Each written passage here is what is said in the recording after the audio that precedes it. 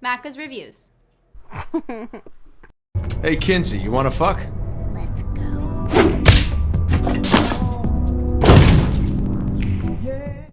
Hey guys, Mac here. Welcome to my review of Saints Row 4, developed by Volition Inc. and published by Deep Silver, available on August 20th, 2013 for the PC, Xbox 360, and PlayStation 3. The events of Saints Row 4 take place in Steelport about 5 years after the first game. Within the game, you've become the President of the United States of America, and unfortunately, you've been captured by the alien race known as the Zen and placed into a simulation of Steelport, and there is only one way to get out, and that is to disrupt that simulation by doing a variety of things, completing missions and activities, and just wreaking havoc. I found that during the game there was about 30 to 40 missions, and some of them were really fulfilling and told a really good story and set ambiance, had good music, and a few others kind of left me wondering why they were there. Some of the missions are really good, and unfortunately a few do fall flat, and the time to complete the main story along with most of the activities took me personally about 20 hours. If you want to get 100% of everything, it's probably going to take you around somewhere from 30 to 35 hours. So the new things that are available in this world, there's a lot of different things like clusters which you can collect. They're scattered across the world, they're highlighted in blue, and you can collect these to help unlock superpowers. So superpowers are the main new attraction to this game. They feel good, they feel new. Superpowers are stuff like being able to leap tall buildings in a single bound, being able to glide, stomp your foot and just create a huge earthquake, use telekinesis. These are types of superpowers that are available in Saints Row 4. Unfortunately, the superpowers make the cars kind of useless because you're able to get across the map on your feet in just about as fast as you would be able to in one of the quickest cars in the game, let alone some of the slower cars. So the powers, unfortunately, did take away a little bit from the vehicle usage, but the superpowers themselves were done great. You have the ones that help you get around and, kill enemies a lot faster. You can cause them to freeze and shoot them when they're frozen, or light them on fire and cause explosions. There's also a huge new variety of weapons, such as the dubstep gun, which is literally a gun that shoots dubstep music. There's a mine thrower, and there's even a giant purple dildo bat. And that's just to name a few of the cool weapons in this game. Something new to the franchise is actually the ability to add costumes and skins to your weapons, which is really cool because it adds a lot of variety into the weapon category. You can take a rocket launcher and make it a potato launcher, and it's just as effective and just as cool. There's also the return of different activities such as platforming. They have the trailblazing, although it's done a lot differently than in the past series. They have mayhem events, but the mayhem events again are revisited and completely different. There's tank mayhem, UFO mayhem, telekinesis mayhem. They're not the same mayhems. There's also insurance fraud that makes a return, just to name a few of them, although there are a lot of fun and unique activities. And another cool thing about activities is now they're ranked in terms of bronze, silver, and gold completion, so there's actually some reason to revisit these activities and try to beat them on a better tier.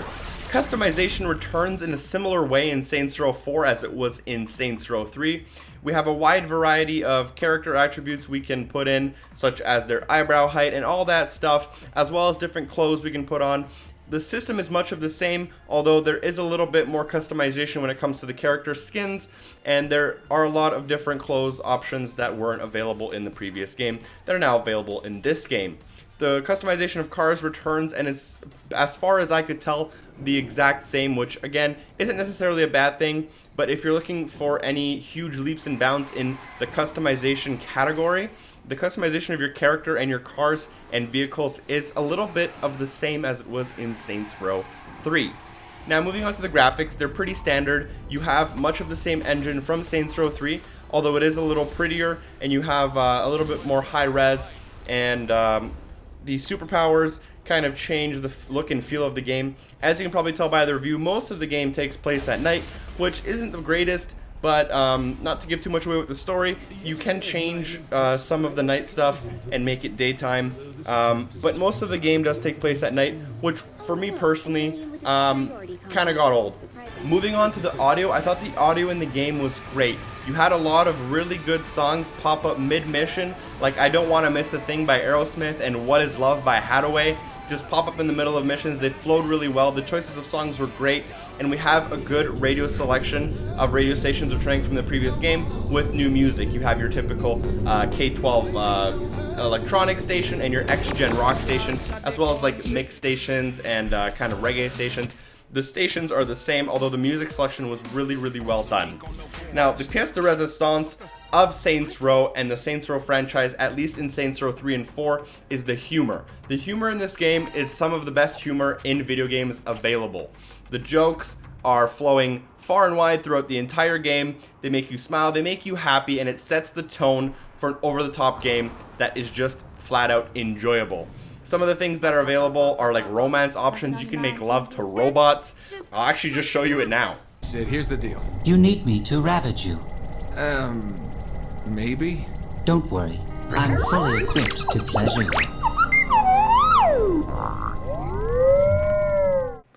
Other than hilariously making love to a robot, there's a whole wide variety of humor and subtle jokes that are in this game that just make it a feel-good game. In conclusion, this is a wacky and over-the-top game built from the success of Saints Row 3.